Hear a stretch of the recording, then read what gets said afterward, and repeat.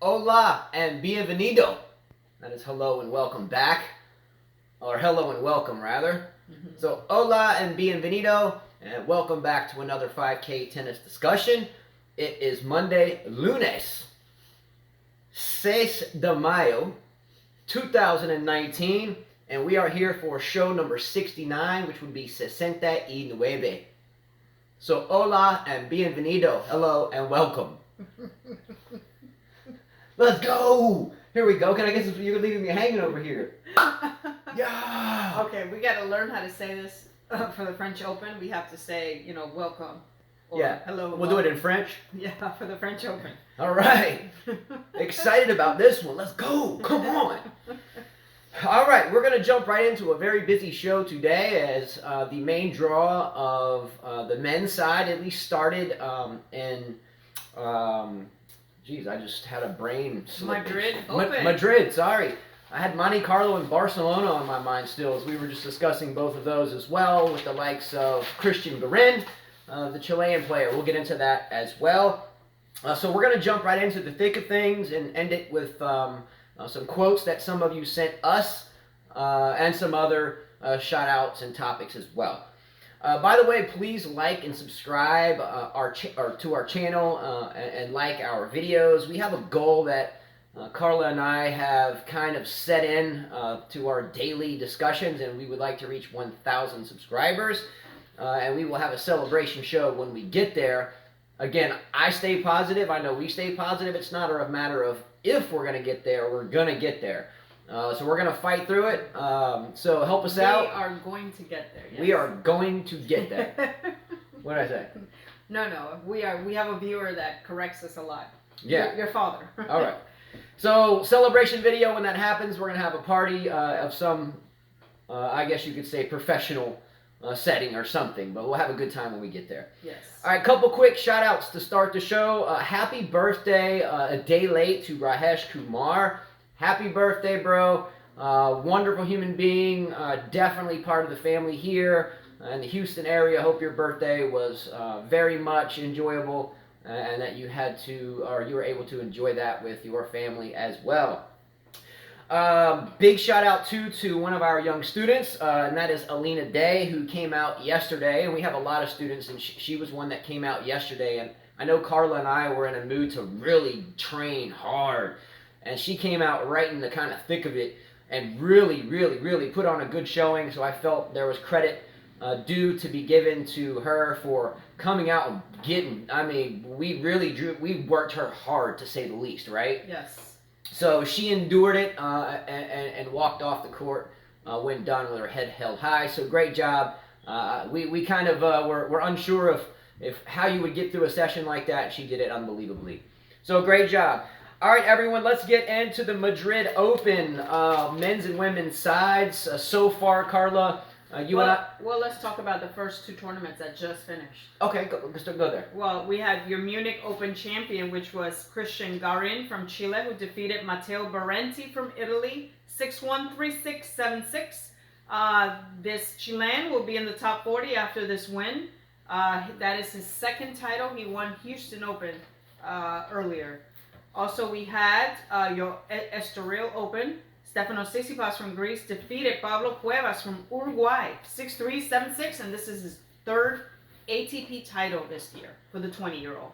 So let's. I'm glad you brought this up. I didn't have this part written in. I think I was going to touch on just one of the players, as I mentioned just a moment ago, Garin. Mm-hmm. These are big wins for both of these players. Look at the trajectory of Christian Garin at this point. Started, I think, the beginning of the year, well into the hundreds. Jumped up to around 85, 86. 88. He was playing challengers last year. One of our viewers mentioned that he was playing challengers. So now he's in the top 100. Yeah, he's been churning. Watch out for this young man. I don't think, and I'm almost positive, he's not playing currently in Madrid. But I think we're going to see a lot more from this young man. I'm sure his seeding didn't come into play to get him into this tournament of 84 prior to the draw being released, but I can assure you he's going to be around on this surface at least for quite a while. So good job for him. The young Tsitsipas, for him to become an elite player, and he is inching closer and closer towards that. I think some people may disagree with me saying he already is elite.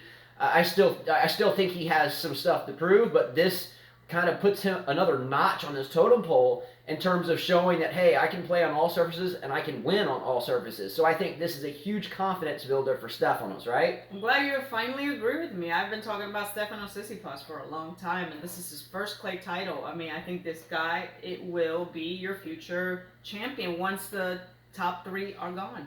Well, Carla, if you don't remember correctly, you have stated also that Denis Shapovalov He'll be in your top 10. will be the next greatest thing prior to Tsitsipas. You ultimately failed that one. I have not failed. He's 19 years old, or 18 years old. Let's rewind to maybe around. See, we have done this same type of tennis talk under our roof long before even there was phones smart enough to take a video longer than 30 seconds of depixelated pictures. But I remember, Carla, correct me if I'm wrong, that one of these other young hot shots at that time, Alexander Dolgopolov, you said he would be the next greatest thing in the world. So I've become accustomed not to buying into you talked about Dimitrov, and Dimitrov is like 27, 28. Well, I understand that, but Dimitrov had a much better look of being great than any of these other guys at this point. But I think Tsitsipas is stepping up his game and is going to inch closer to that. But currently, between Alexander Dolgopolov, Denis Shapovalov, and Grigor Dimitrov, I would say the better player of all 3 is Dimitrov. So just give me my credit where credit is due. Dimitrov, well, this is a guy that you talked about 10 years ago or whatever. Well, that's what I'm saying. Okay.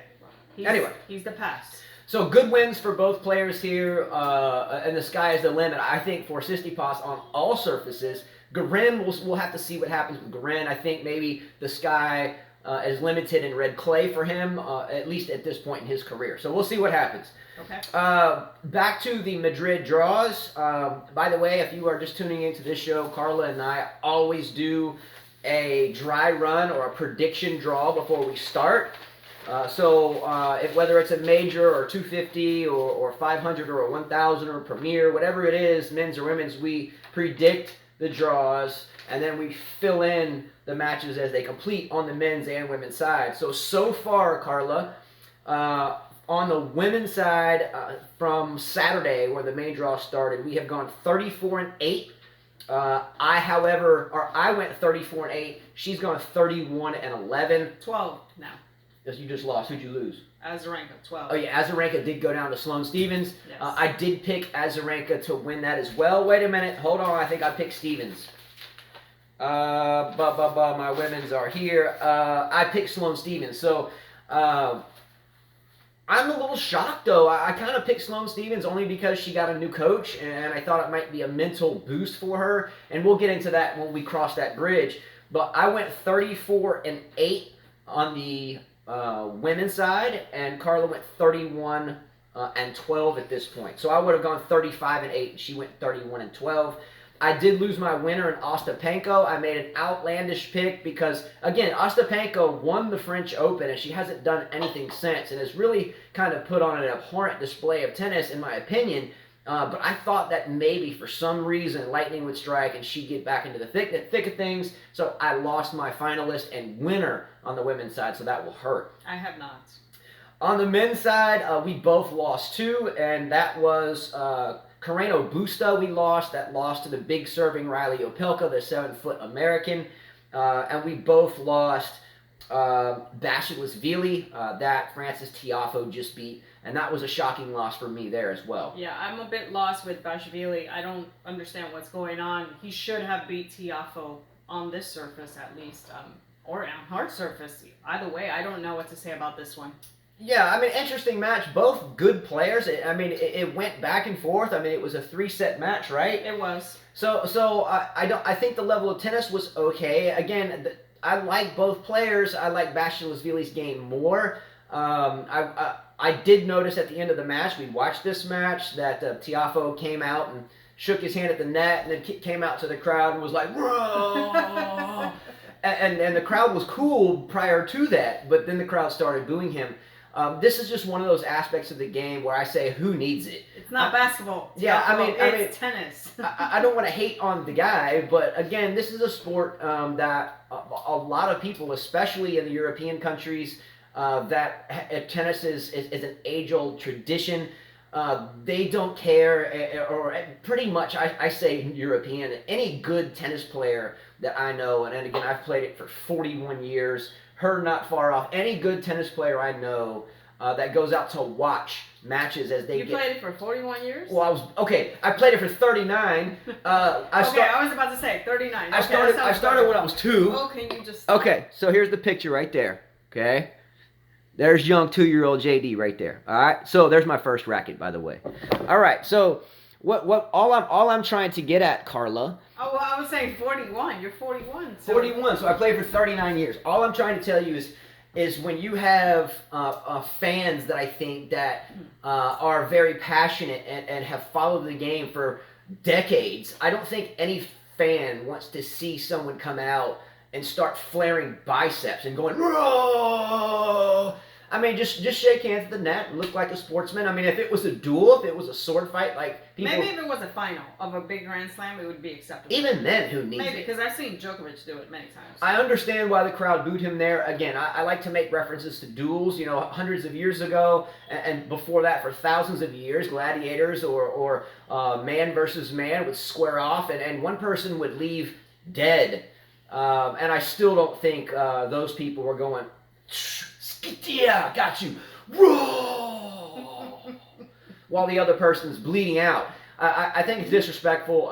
That's not what the game's about, so I don't blame the crowd for booing. Oh, you're on a roll. I'm just saying. You were on a roll in the last show, you're on a roll in this show. I mean, I don't care for it. It's not football. We don't do it. So, okay, here's what I'm going to do. Next time we go out and play, Carla, and I win, instead of shaking your hands at the net, I'm going to go, and I'm going to take my shirt off, and I'm going to go, whoa!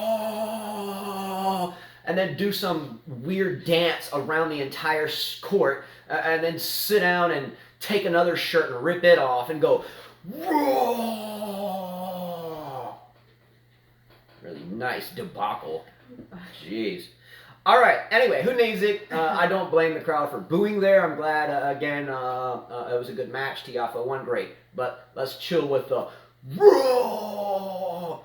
Who needs it? Cool? All right, Carla, let's jump right into the women's results, current matches, and anticipating or intriguing second round matches. All right, well, we did miss some matches yesterday. A lot of the women, actually all the women played their first round match yesterday. So we had Naomi Osaka defeat Dominika Sivakova from Slovakia, 6-2, 7-6. I expected her to win this match. Sivakova is not the player that she used to be. She got married. It seems like her life is pretty busy. I didn't think she would do much to Osaka on clay. We can't forget that Sivakova is a good player. I get she's not the Sivakova that made, an Australian Open final. I think, if I remember correctly, she lost to the Chinese player. Li Na? Li Na. And I forget the exact year. Correct me on that one. Comment below. What year did Li Na beat Sivakova in the Australian Open final? Expected Osaka to win this, though. Sets up an interesting match against... Sarah Sorribes Tormo, who just beat Lara Arruabarrena. Arruabarrena, yes. Sorry. But that's an interesting match there. The Osaka Sorribes Tormo match, that could be a dangerous match for Osaka. I disagree. I think that Osaka, with her ranking, should be able, even if clay supposedly is not her best surface, should beat this type of player. I don't think that she should have problems. Yeah, I think ultimately Osaka will win, but if Osaka shows up with the video gamer rap star boyfriend attitude and she gets into a duel, she could lose. I don't get why you keep saying that. I get that outside of tennis she does that, but when she goes into the court, I never see her have an attitude. I don't see her. I always see her figuring things out. She's very mellow on the tennis court. You don't really see her doing the video game on the phone. I've never said that Osaka brings the antics on the court. When did I ever say that? I'm saying off the court, doing some stuff that young girls do in the limelight and the Instagrams and the video games. And I'm just saying to do that off the court takes away practice time. When we take away practice time, we take away confidence. When we take away confidence, both physically and mentally, we can be vulnerable on the court. And that's all I'm saying is I think no matter what happens throughout this entire tournament, Rome next week or into the French Open, I think she's vulnerable because on this surface, it slows down her big serve. It slows down her big hitting shots. So it's the wins and losses here on this surface for Osaka is going to come down to fitness, mental toughness. And I think that is subject for her. So any match that she plays, in my opinion, she's vulnerable. Not that she brings antics on court. I just think that right now she may be 85% of what is needed to be 100% mentally on court. Okay. Your next match was Kateryna Kozlova from Slovakia, who defeated Elise Mertens in 3 sets. So that was a tight match. I actually have Mertens moving on to that match. Yeah, I did too. I lost on that one as well. Now that match is followed by Alexandra Sasnovich that took out Anett Kontaveit. I'm not surprised that Kontaveit actually lost. She made a final, and then wasn't there not a withdrawal in her last tournament? Did Kontaveit won the last tournament because of someone's early withdrawal? Do I have the matches? No, I think Kvitova beat her in the last tournament. Okay. That's what was it Prague Open? Yeah, and I think it was a tough match, right? So we'll have to check that one again. Shot from the hip on that one. Well, she came from making a final. Now to play Madrid Open. Yeah, so tired, right? Maybe a little on the tired side. So the young lady though, Sasnovich, I think she's from Belarus. She's a strong player. So I look forward to seeing a potential matchup between Sasnovich and Osaka in the 3rd round. I think that would be a great match. Well, it wasn't the last tournament because she did not make the finals of the last tournament. So it couldn't be that one. All right, here we go. Moving forward. We're already trickling time. This was a good win for, we talked about this a few days ago.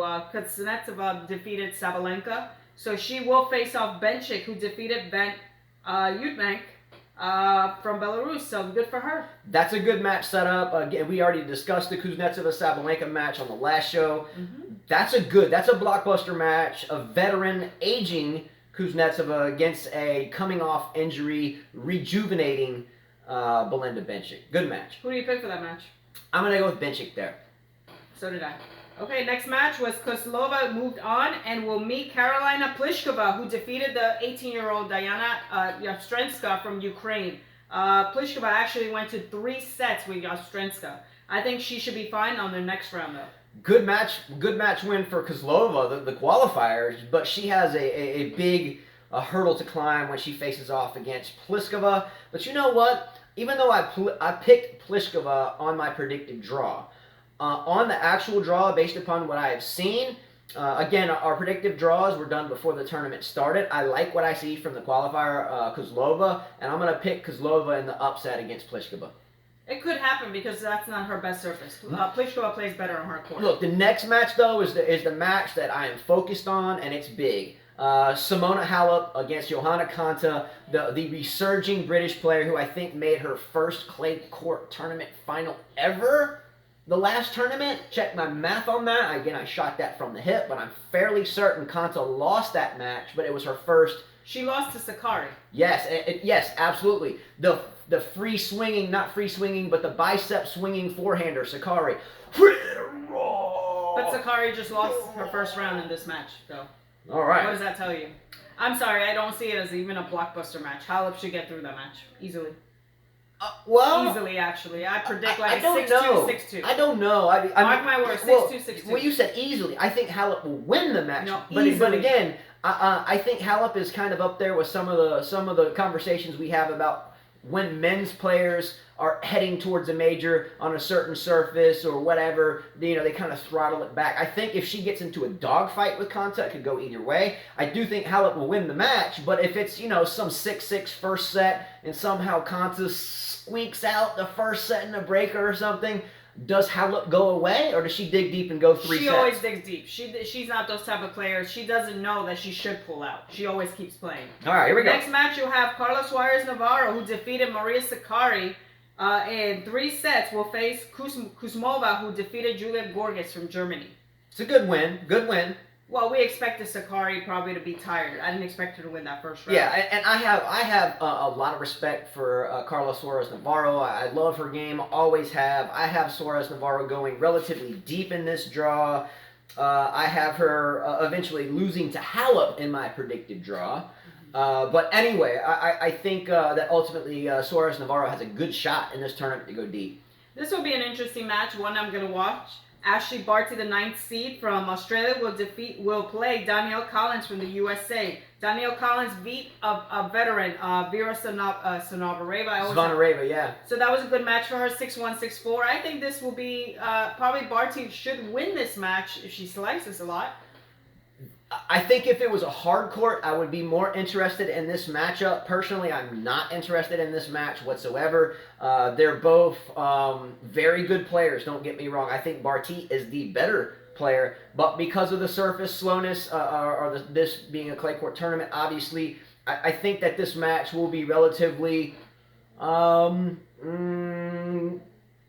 tossable, let's say. I think it's coin tossable. I wouldn't put my house on this match. Okay. Currently, right now, it's Putintseva against Parmentier. They're Putintseva won the first set 6-4, and Parmentier is up 5-2 on the second set. So it looks like it might go to a third set. So I predicted potty mouth Putintseva herself, and I say potty mouth, but man, she can really throw some tantrums on the court. I had Putintseva winning this match.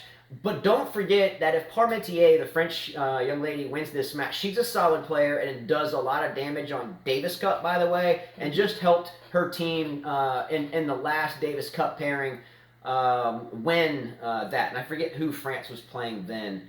It slips my mind. But nonetheless, she's a big factor on Davis Cup as well. This was a match that Justin and I watched from the beginning to the end. Sloane Stephens defeated Victoria Azarenka in 3 sets. I actually expected Stephens to lose this match. It looks like with her new coach, she's starting to do things a little bit different. She took her time. She slowed down. You know, she was breathing. She played the points right. And Azarenka was frustrated on the 3rd set. You can tell her serve was letting her down. Really frustrated to lose. A good match, though, all the way around. 2 players that have been in the limelight. Azarenka, former #1. Did Sloane ever make #1 after she won the U.S. Open? I don't recall. I think she might have. There have been a lot of #1s lately. But a resurging, a dynamic match here. Azarenka, again, former #1, 2-time Australian Open champion winner. Sloane Stephens has won 1 U.S., if I remember correctly. Yes. Made a final last year at the French Open. So 2 really good players that played, in my opinion, a rusty match on either side. I don't think either one looked near their previous forms, but nonetheless, it was a good match altogether. Stephens, I would watch out for on clay for the following reasons. #1, she's always been good on clay. She's made a final before. Furthermore, she has less chocolate milk association at this point. We used to see during her lull period, she was always on TV drinking chocolate milk for sponsors. I get it, but it looks like she has gone to a healthier drink for her tennis endeavors. And second of all, with the new coach. The new coach isn't going to teach her necessarily anything new, but it's kind of like a breath of fresh air, as you could say. She dropped her coach. I'm sure there was some ill will there behind the scenes. Then she goes with no coach. Oh, now she's mentally shook, and now she gets a good coach. What's his name? Sven Gronvel. Yeah, Gronvel. He's a Dutch. He's coached many top players. He's coached Monica Seles, Sharapova, Tommy Haas, Michael Stich, Ivanovic, Verdasco, Wozniacki. So he's got quite a resume. Yeah, that's an incredible resume. So, some of his students that he has worked with over the years, you just heard the list. Incredible. And what about that Michael Stich reference, man? Jeez. I remember when he won Wimbledon. Man, Michael Stich was one of my favorite players ever back in the days of Goran Ivanisevic, the very young and vibrant racket-smashing Federer at that point. Really a lot of good times there on that list. Don't forget about Seles. So this could be a good pairing. Watch out for Sloane Stephens. Maybe not here in Madrid. Maybe getting better in Rome. But watch out for her, the French. Okay, you'll have Zhang going against Alice Cornet. Zhang defeated Yafang Wang. And then Cornet defeated Wozniacki. Well, Wozniacki pulled out. She pulled out with a back injury. She had her leg wrapped. So it was 3-0, and then she pulled out. Now, good opportunity for Cornet here. Yeah, on my predicted draw, there's Cornet right there. I had her beating Wozniacki, plain and simple, before any talk of an injury, for a lot of reasons. And Wozniacki, for me, is not built for a long, drug-out slugfest. But that's her game, though. That's her style. But yeah, I don't think she's strong enough to compete with anyone currently. Just when I see her play, she just looks too stick figure-ish, in my opinion. Is this the end of Wozniacki? That's a great question. She won her Australian Open. Is this it? That's a great question. I mean, she's about to get married. Maybe that's it for her. And good for her. Is she a Hall of Famer?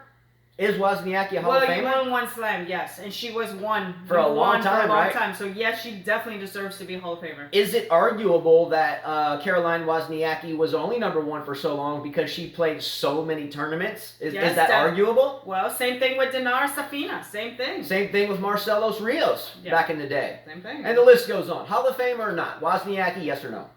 Donna Vekic defeated Qiang Wang and will face off the other twin sister, Pliskova, who defeated Marta Kostyuk, which was another qualifier in 3 sets. I think this is a good opportunity for Vekic to keep moving on, building points, building confidence. I mean, I would like to see Vekic start winning some tournaments. I have Vekic going all the way to the 4th round and meeting Sloane Stephens. That again, predictive draw. Vekic is not only a good player, she's better on clay, and she also, again, and you always say and always mention this, that is Stanislaus Wawrinka's girlfriend. We know Wawrinka has won a French Open, so you know there's some benefit there. Oh, there definitely is. I'm sure that he helps her practice. Yeah, I mean, they have the relationship that's not like some of the other inter-tennis relationships. They stay out of the Instagram stuff. They're not like Monfils and Svitolina, as we see that Apex getting together, and then obviously relationships stagnate and their games regress back to where they came from in the first place. But we won't get into all the inter-tennis. Let's look at Roger Federer and Mirka. Let's look at Mirka Federer and Roger Federer. How many times outside of her just sitting in the box, concerned and patient, have you seen them wrapped up in the limelight? They've kept it tennis professional, both on and off the court, and left their personal stuff behind. And it looks like Vekic and Wawrinka are one of those maybe self-helping power tennis couples that we don't hear about too much. Watch out for Vekic. You had Petra Martic defeat Garbi Muguruza, and she will face up Angelique Kerber, who defeated Azarenka. A good chance for Kerber to keep moving on. I think you have Martic. I took Martic. This is another upset I called before the tournament started. Here's my Martic there, losing to Muguruza here, and I had her losing in straight sets. I think that's what happened. That's exactly what happened. So it was 7-5, 7-6. It was actually a very close match. Martic could be one of those kind of dark horse players that might go deep in the French Open. Maybe so, maybe not. But we've talked about Martic before. Watch out for Martic as well. I do have Kerber beating Martic. I wouldn't put my house on it though, because it's very possible that Martic will beat Kerber. Well, we have Kiki Bertens, who defeated Yura Ostapenko 6-4, 6-3, and she will be facing Sevastova, who took out Bucernescu in the next round. Don't laugh at me picking Ostapenko. I knew that, again, this isn't a tournament that we have an active fantasy team for. Ostapenko has won a French Open and absolutely has fallen off. I won't get into this again. We talked about it a million times. But I really had a gut feeling that she might at least make it an exciting pick for me to go so out in left field. I don't mind that I lost Ostapenko in my draw. I am kind of, at this point, really, really, really wondering what in the heck is going on with Ostapenko. Such a great young talent. The French Open. How old was she when she won the French? 19. I was going to say 17. 19? Mm-hmm. And just instead of getting better, just dramatically gotten worse. What's happening there with Ostapenko? Start the discussion below. Does anybody know? But something's not going on. It's either mental, physical. She looks to be fit on court. I'm obviously not. Burned out. I'm not in the know of her camp, but there's something going on there for her to, decisively walk through that French Open almost immediately to fall completely off. So we'll see what happens. I don't know what's up with Ostapenko. I was praying for you in a sense to win this. But it just didn't happen. Well, I was a little bit shocked by this match because the higher seed should have won. Sorana Cersei, who's given the wild card, defeated Madison Keys in 3 sets. What is going on with Madison Keys? When will she ever put it together? Here's a tennis player that came from the Chris Evert camp. We know it's not very cheap to go to the Chris Evert camp. It takes a lot of money. But I think a lot of coaches invested time in her. What is going on? I don't know what it is. There's a lot of students that we're involved with that sometimes we wonder. It's like, is it maybe some American kids aren't as fit as others? It seems like the fitness is hard to come by. I think this is what's going on a little bit with Keys. She definitely needs to get fit. She has to get fit. I don't know what it is. It just seems like kids in general. I don't know if it's just in the United States, but it seems like as a coach for me, and I've been coaching this game a long time, and I know you have as well. It's not fitness. It's also fitness and mental because mental toughness. Because Keys been about to serve for the match and she loses them. Yeah, and over the years for me, and I'll speak for myself, and we've been coaching together for a decade or longer. It seems like every year, or not every year, but maybe every 5 or 6 years, it seems like the level of mental toughness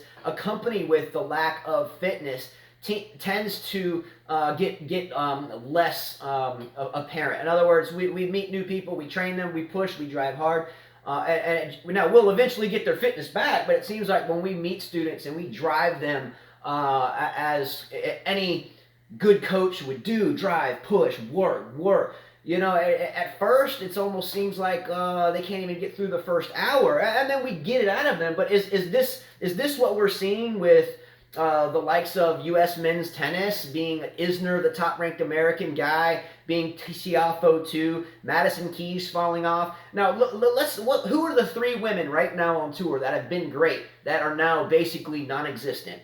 Ostapenko, Madison Keys, Kateryna.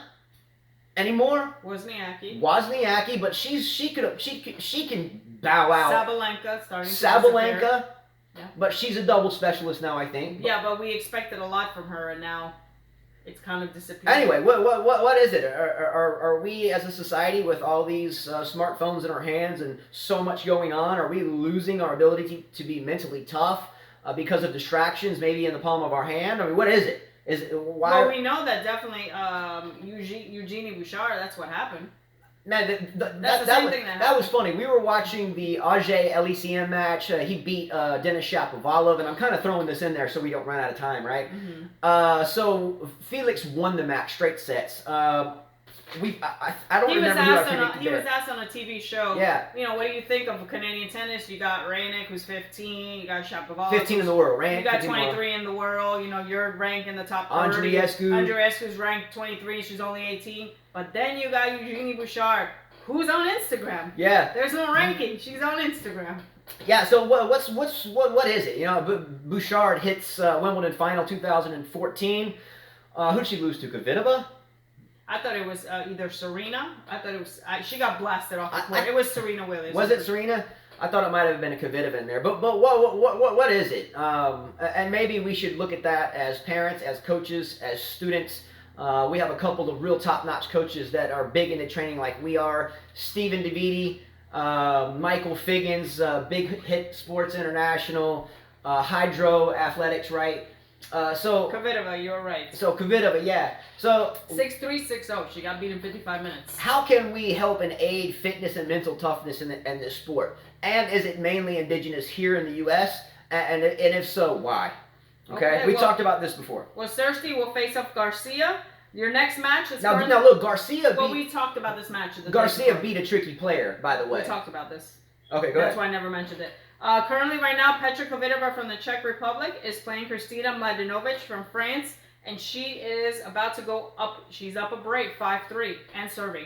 Now, Mladenovic is now being coached by Sasha Bajin, who, again, was Osaka's coach for a while, as she won the Australian Open. I think she was even coaching her at the U.S. the year before, I think.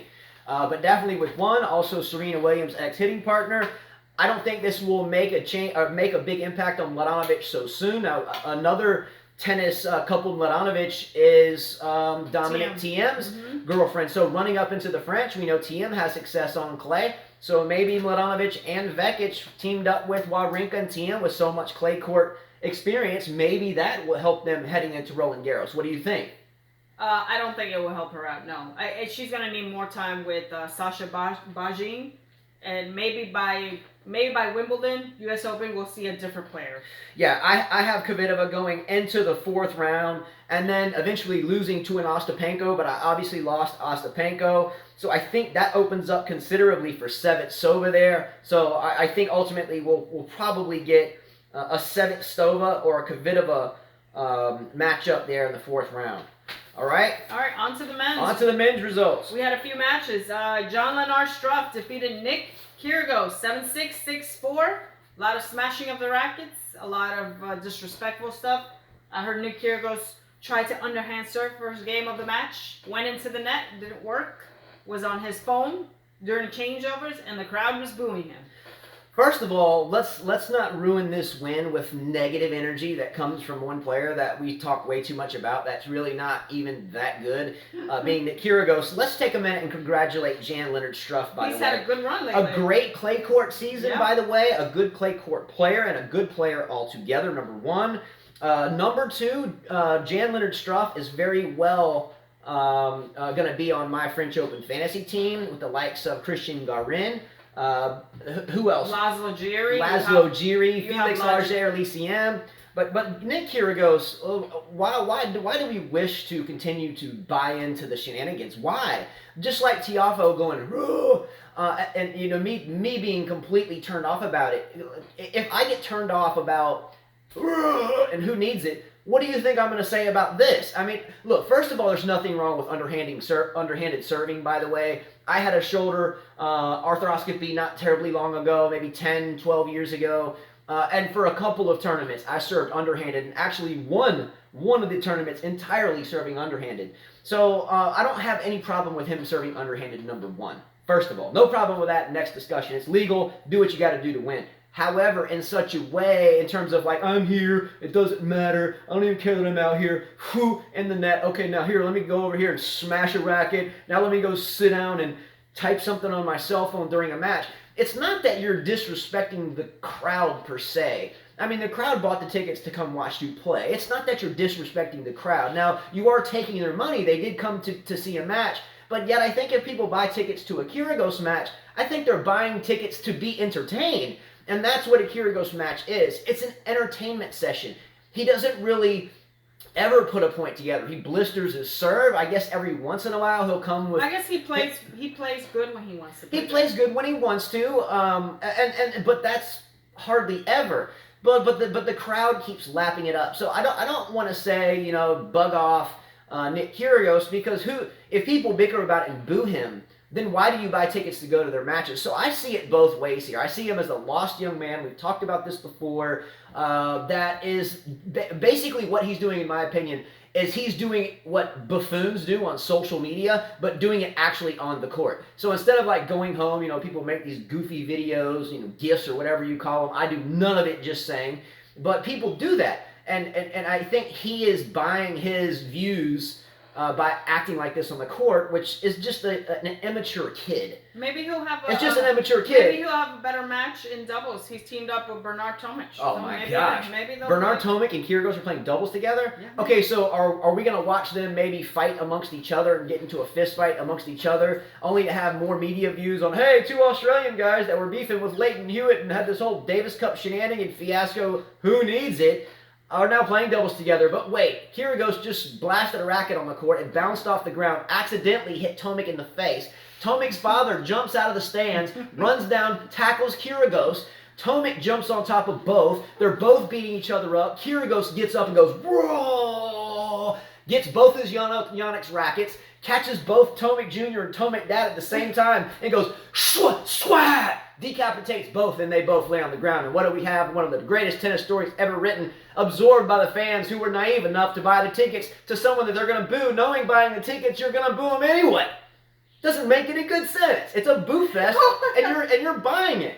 Wait a minute, you just wrote a whole story. It's a good one. A whole story. It's true. You might be in the wrong field. Maybe you should become a comedian. I don't know. It's a boo fest, and you buy tickets for it. Don't boo. Just, you should cheer. Yay, I'm booing. Yay, I knew I was going to boo, and I'm getting to boo. Boo. Yeah. Good performance. Boo. Like fake boo, because what he's doing is fake anyway. So just be fake together. All right, moving forward. Auger-Aliassime took out Shapovalov. Good match. Watch this. Nadal, and also we had Laszlo Giri, who took out his compatriot, Dusan Lajovic. So it'll be Giri against Juan Martín del Potro, who I watched earlier play doubles with Nishikori and beat the beautiful Fognini. The beard himself. Fabulous Fognini, the beard man himself. Yes. If you want to look at a perfect beard, look up Fognini. Google it up. Perfect beard, there will be Fognini. Also, Riley Opelka took out the injured Pablo Carreno Busta. He's come back from a shoulder injury. He had a tough time serving, you could tell. Good win for Opelka, and he will be facing a tough player, Dominic Thiem. I think Jiri beats Del Potro, by the way. I think Del Potro will have too much rust there and won't want to dig any deeper than a minimal fight until Wimbledon, just saying. Mm-hmm. And I think Dominic Thiem is way too much for someone like Opelka that just has one thing, and that's a big serve. Another match that just finished was Karen Khachanov defeated Jamel Munar in 3 sets. I got that wrong. Didn't expect this. I lost another man. I took Munar. And also, Kohlschreiber just moved on and beat Kukushkin in 2 sets. Good. It will face off Tiafoe. Good job for Kohlschreiber. I like him a lot. He always has the savviness to win a couple of rounds anywhere. So watch out for him. Watch out for Federer's draw too. It's extremely tough, but I think he'll do well here. All right, moving forward in the topics, that's the end of the Madrid stuff. And again, these are big tournaments, so we should be back tomorrow with more results. So we'll go from there. A couple things I wrote in earlier, the rise of Cristian Garin, and actually one of our viewers, Yemi Lade, wrote this to us in a comment at basically the same point in time we were sitting and discussing them. Same brainwave, Yemi Lade, Cristian Garin is the real deal. He is kind of in the category with me on clay with some players that no one talks about hardly except really on this show. Yes. Struff, Garin, Jiri, Felix Auger-Aliassime, all are potential fantasy team players for us. Sloane Stephens' new coach. The rapid fire question. Sloane Stephens' new coach, Sven Gronveld. Any thoughts? Any changes? What do you think? Good, I bad? think it'll be a good change. He'll give her a new insight in tennis and maybe make her want to work harder. Sure. A veteran coach can always do that for you. Roger Federer back to number 3 in the rankings with Nadal, Rafael Nadal having tons of points to defend.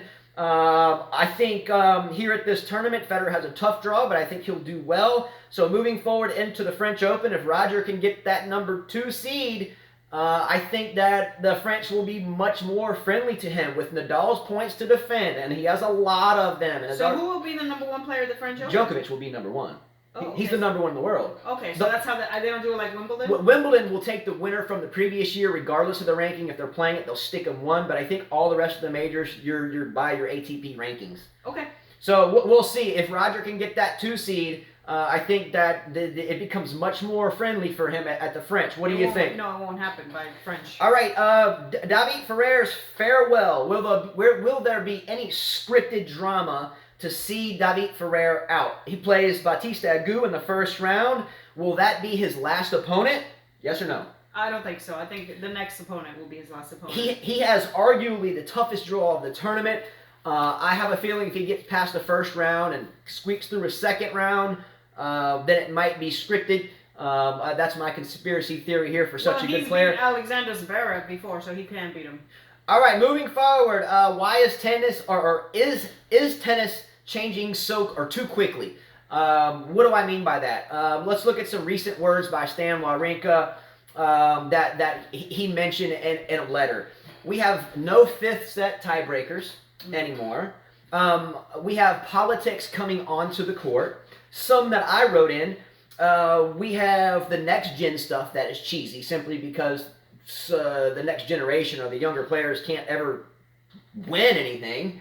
We talked about why is this earlier in the show. We have political aspects coming onto the court like the Kermode president getting voted off. We have the Justin Gimelstob incident that was just ridiculous. Odd medical timeouts, tennis shot clock. By the way, in the next gen finals, they play 1st to 4. 4-1 set, 4-2. It's like, what is that anyway? It's just cheesy. Is it changing too fast? And if so, why? What's going on that is making tennis change so fast? Is it that it's kind of falling out of the limelight? Is that why the Kentucky Derby just was overturned for something in its first 150 years or something? Is it designed to get more views, kind of like Kyrgios? What is it? Why is it changing so much? Is it a view generators to sell tickets to the booers? You tell me. Novak Djokovic has been number 1 in the world now for 250 weeks. Bravo. Elite company. Roger Federer number 1 with 320 weeks. Sampras at 286. Ivan Lendl at 270. Jimmy Connors at 268, and Djokovic now number 5 at 250. Good for him. All right. End the show real quick with the quote of the day, and it comes in as well from Yemi Lade that wrote it to us. And that quote is and comes from Jimmy Connors. So Jimmy Connors' quote, given to us by Gimme Lade. I hate to lose more than I love to win. It's simple. In other words, he loves to win but hates to lose more. And that's kind of Carla's motto. She hates to lose. She won't give you anything, period. You may hate her while that's going down, but ultimately you shake hands at the net and don't rip your shirt off and go, whoa, and life goes on. But I agree, and I can promise you, Carla agrees. One last quote quickly. And this is an author unknown. Could not find who wrote it. Fairly simple as well. Love is nothing in tennis, but in life, it's everything. Love is nothing in tennis. Dirty love means you have nothing, right? But in life, it's everything. Sure. All right? Author unknown. Beautiful statement to me. As always, much love to all of you. Again, when we're taking tennis lessons or giving lessons, we always try to say be positive, be respectful. And something I think I want to say is love the opportunity to be on the tennis court. Love is nothing in score, but in life, it is everything. As always, much love to all of you. That's it. See you soon. Please subscribe to our channel. We would love to get to our goal of 1,000 subscribers. Please share and like our videos. Thanks very much to YTEX Strings and Apparel. We will be doing our next YTEX Strings playtest with the YTEX Pro Tour Blue. And we have already done Quadro Twist, Hexagon X, and Triangle Twisted. And all those playtests and reviews, and Carla and I hitting with those and stringing with those strings are available on our channel on the playlist, YTEX Strings and Apparel, or their website, ytexstrings.com. So look out for that. Much love, everyone. Adios, hasta mañana, or potentially postada mañana. Pasado mañana. Posada mañana. And as the lovely Carla always says, Adios. adios. Oh, death.